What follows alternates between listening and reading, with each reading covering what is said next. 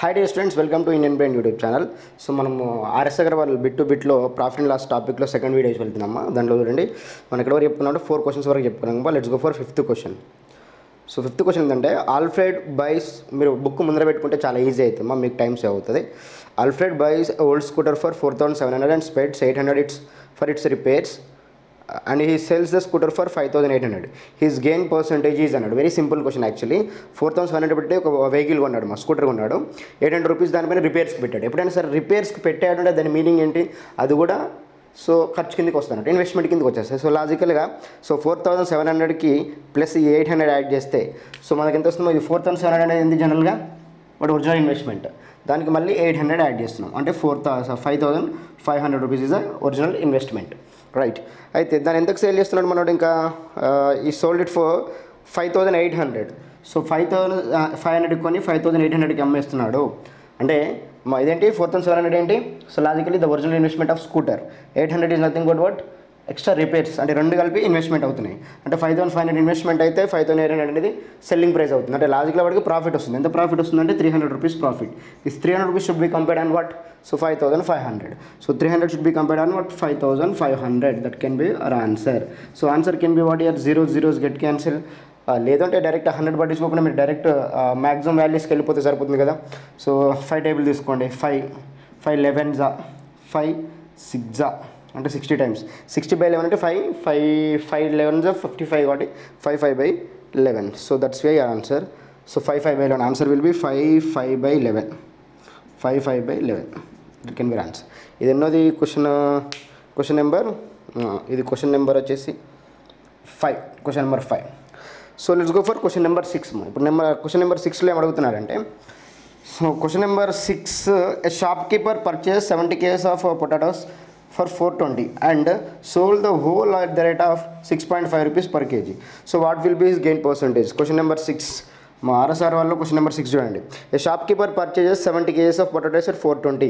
70 kgsని 420 రూపీస్కి పర్చేజ్ చేస్తున్నాడు మా, రైట్. తర్వాత ఏమన్నాడు? And sold the whole lot at the rate of 6.50 per. Sold whole the lot 6.5 rupees per kg. ఇక్కడ 70 kgs మొత్తాన్ని తీసుకొని ఫర్ 420 రూపీస్ కొన్నాడు. 70 kgs పొటాటోస్ని తీసుకొని 420 రూపీస్ కొన్నాడు. ఇప్పుడు మళ్ళీ ఏం చేస్తున్నాడు? పర్ కేజీ తీసుకుంటున్నాడు. పర్ కేజీ ఎంత అమ్ముతున్నాడు? So per KG value can be what year 6.50.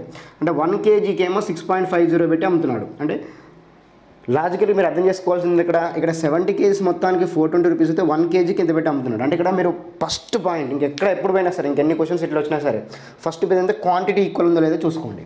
Quantity equal అయినప్పుడు ఈక్వల్ చేయాలి. చూడండి, ఇక్కడ 70 kgsకి 420 అన్నాడు, కానీ నాకు పర్ కేజీ కావాలి కదా, ఎందుకు ఇక్కడ పర్ కేజీ వాల్యూ ఇచ్చాడు? లేదు, ఇది 70 kgsకి 420 అయితే ఇది 70 kgsకి ఎంత చూసుకున్నా సరిపోతుంది. కాకపోతే నాకు నెంబర్ ఆఫ్ పొటాటోస్ కానీ అక్కడ ఏదైతే క్వాంటిటీ ఉందో, ఏదైతే వస్తువులు ఇచ్చాడో వాటి యొక్క వాల్యూ ఈక్వల్ ఉండాలి.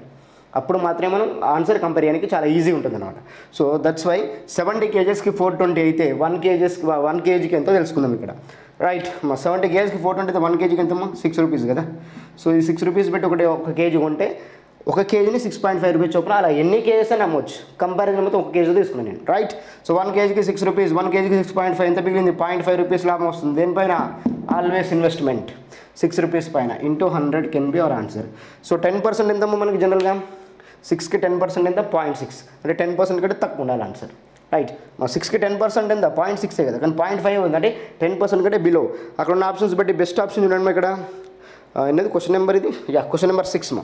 Question number 6, 4 1/6, 6 1/4, 8 1/3, 20%. Logical answer should be 8 1/3. ఎందుకంటే ఇక్కడ 6 అంటే 3 మల్టిపుల్తో ఉంది మా.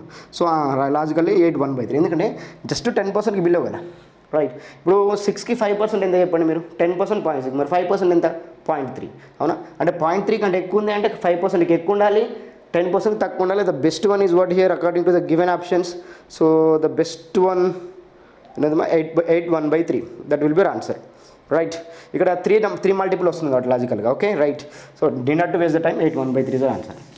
లేదా 6 8 48 కాబట్టి 50 టేబుల్ అనుకో, పైన 50 ఉంది అనుకో, 6 8 48 కదా, 8 టైమ్స్ కట్ అవుతుంది, సరిపోతుంది. Anyway let's go for the next question.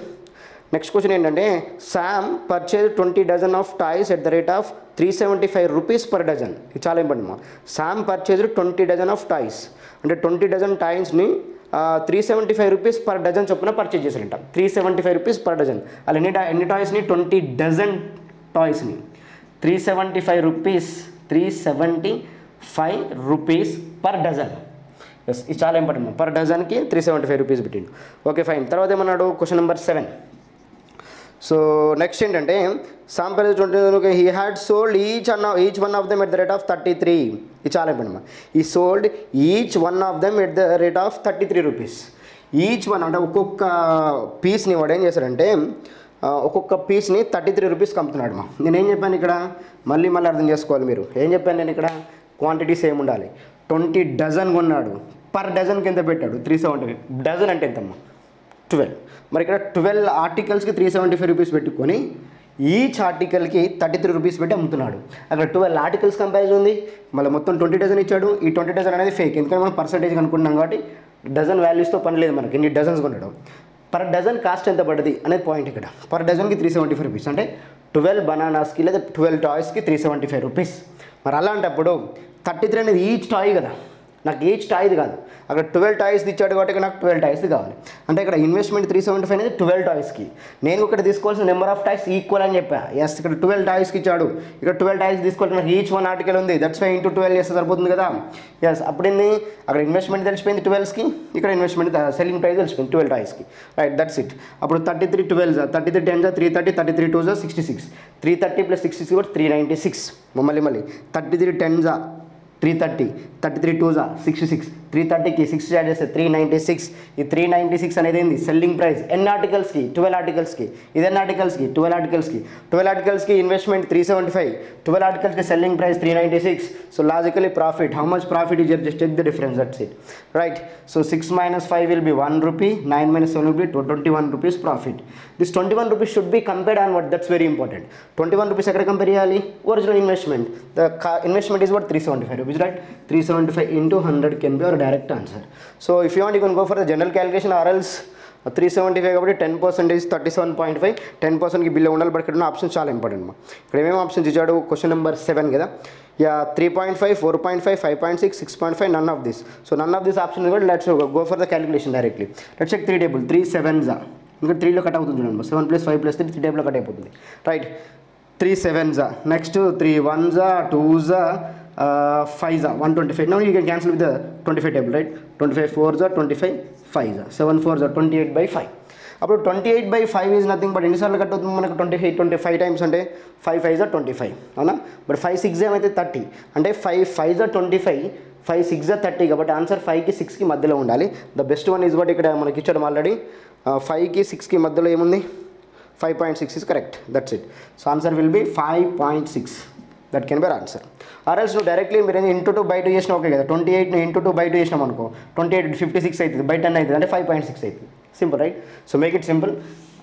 Next one, question number 8.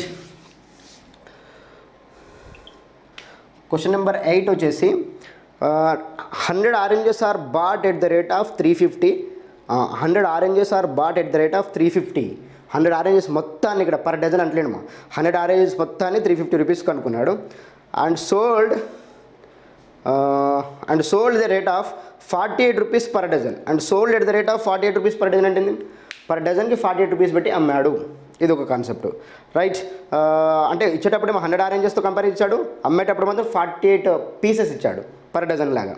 So no problem. అయితే ఏంటి, సో 100 ఆరెంజెస్కి 350 అయితే 48 రూపీస్ పర్ డజన్ లాగా అమ్ముతున్నాడు. Same story, same concept, same story. ఇప్పుడు 100 ఆరెంజెస్కి 350 అయితే అమ్మేటప్పుడు ఎన్ని 48 అమ్ముతున్నాడు. 48కి ఎంత పెట్టి అమ్ముతున్నాడు, పర్ డజన్ కదా, 48 rupees per dozen. Yes, per dozen అంటే ఎన్నమ్మా 12. 12కి ఎంత అమ్ముతున్నాడు, 48 పెట్టి అమ్ముతున్నాడు. నేనేం చెప్పా, నెంబర్ ఆఫ్ ఆర్టికల్స్ ఈక్వల్ ఉన్నాయా, లేవు. ఇక్కడేమో 100 ఉంటాయి, ఇక్కడేమో 12 ఉన్నాయి. అప్పుడు మీరేం చేయాలి, అమ్మేటప్పుడు కూడా కొనేటప్పుడు కూడా 12 తీసుకున్నాం అనుకో, అమ్మేటప్పుడు 12తో డైరెక్ట్ కంపారిజన్ వస్తుంది. అంటే 100కి 350 అయితే 12కి ఎంతో తెలుసుకుందాం అమ్మేటప్పుడు. ఇది కొనేది కదా, సెల్లింగ్ ప్రైస్ ఇది, అమ్మేటప్పుడు ఇది, సారీ ఇది కొనేటప్పుడు 100 ఆరెంజెస్కి 350 అయితే మరి 12 ఆరెంజెస్కి ఎంతనో కనుక్కుందాం అంటున్నా. 100కి 350 అయితే 12కి ఎంతో చెప్పండి మా. So 0 0s can be cancel, direct చెప్పచ్చు. But 5 2s 5 7s 2 1s 2 6 6 7s 42 rupees. 42 rupees దేనికి, ఈ 42 రూపీస్ అనేది 12 ఆరెంజెస్ని కొనడానికి. సో ఈ 48 ఏంటి 12 ఆరెంజెస్ని అమ్మడానికి. జస్ట్ మనం చేస్తున్న పని ఉంది ఇక్కడ, నెంబర్ ఆఫ్ ఆర్టికల్స్ ఈక్వల్ చేయడం. Thing is there. సో 48కి 42 అంటే అలాగే 6 rupees profit on what 42 rupees into 100 can be our profit or loss percentage. That's it. So 6 directly 7 times, right? 6 7 100/7 అంటే 7 14 98. So logically 14 point something will be our answer. 14 2/7 ఉండాలి. Yes, C option 14 2/7%, right? 7 14 98 కదా, right? అర్థమైంది అనుకుంటా. అంటే ఇక్కడ 12 articles అమ్ముతున్నామంటే ఇక్కడ 12 articles కొనాలి అనేది ఇంటెన్షన్. అంటే ఎక్కడ పోయినా నెంబర్ ఆఫ్ ఆర్టికల్స్ ఈక్వల్ చేయాలి. చాలా ఈజీ క్వశ్చన్స్ మీకు యాక్చువల్లీ. సో పోతా ఉంటే డోసు పెరుగుతుంటుంది, but no problem. So let's go for the 9th question now. Yes, question number 9 ఏమన్నాడు ఇక్కడ? క్వశ్చన్ నెంబర్ 9లో ఏమన్నాడంటే a man buys a cycle for 1400 so and sold it for 15% loss. What is the selling price of the cycle? Simple question. A man buys a cycle for 1400. Buys అంటే ఏంటి? కొనడం. 1400 కొన్నాడు, లాస్కి అమ్ముతున్నాడా ప్రాఫిట్కి అమ్ముతున్నాడు? 15% లాస్కి అమ్ముతున్నాడు. అంటే ఇప్పుడు మీరు 1400 రూపీస్ ఉంది కదమ్మా, 1400 రూపీస్ అనేది కాస్ట్ ప్రైజే కాబట్టి డైరెక్ట్ మీరు 15% కౌంట్ చేసి మేనేజ్ చేసిన అయిపోతుంది.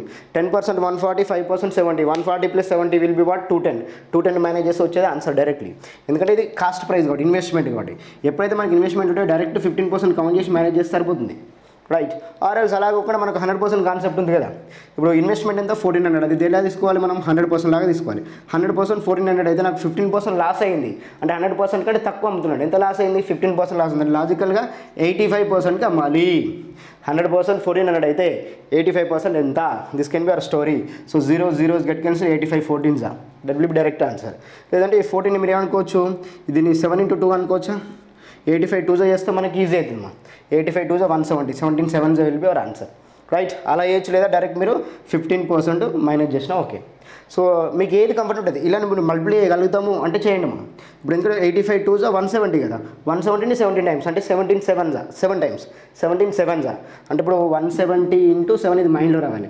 7 10s 70, 0 వదిలేయండి. 7 7 1s 7 10s 70, 7 7s 49. 70 + 49 will be 119. 1190 something will be our answer, right? 1190 can be our answer. So the answer will be what? 1190. లేదంటే 140 + 70 ఈ 210 మైనస్ చేయండి. దేంట్లో నుంచి 49 నుంచి మళ్ళీ 1190 అని వస్తుంది. ఎలా వచ్చినా ఓకే. బట్ ఈ లాజిక్ ఎప్పుడు వర్కౌట్ అవుతుందంటే ఇది కాస్ట్ ప్రైస్ అయినప్పుడు. ఎందుకంటే మనం ప్రాఫిట్ అయినా లాస్ అయినా కాస్ట్ ప్రైస్ పైన క్యాలిక్యులేట్ చేయడానికి ఛాన్స్ ఉంటుంది. అయితే 5% 20% 30% ప్రాఫిట్లు కానీ లాస్లో కానీ ఇచ్చింది అనుకోండి, అక్కడ కాస్ట్ ప్రైస్ ఉంటే చాలా ఈజీగా ఫైండ్ అవుట్ చేయొచ్చు. కాస్ట్ ప్రైస్ లేకుండా ఒక్కోసారి సెల్లింగ్ ఇంత సేల్ చేసినప్పుడు అంత ప్రాఫిట్ వచ్చినప్పుడు డైరెక్ట్ సెల్లింగ్ ప్రైస్ వచ్చి మేనేజ్ చేయడానికి రాదు అన్నట్టు. అందుకని ఈ లాజిక్తో పోతే చాలా ఈజీ అయిపోతుంది. ఓకే, ఐ హోప్ అర్థమైంది అనుకుంటా. So let's check next one. Question number 10.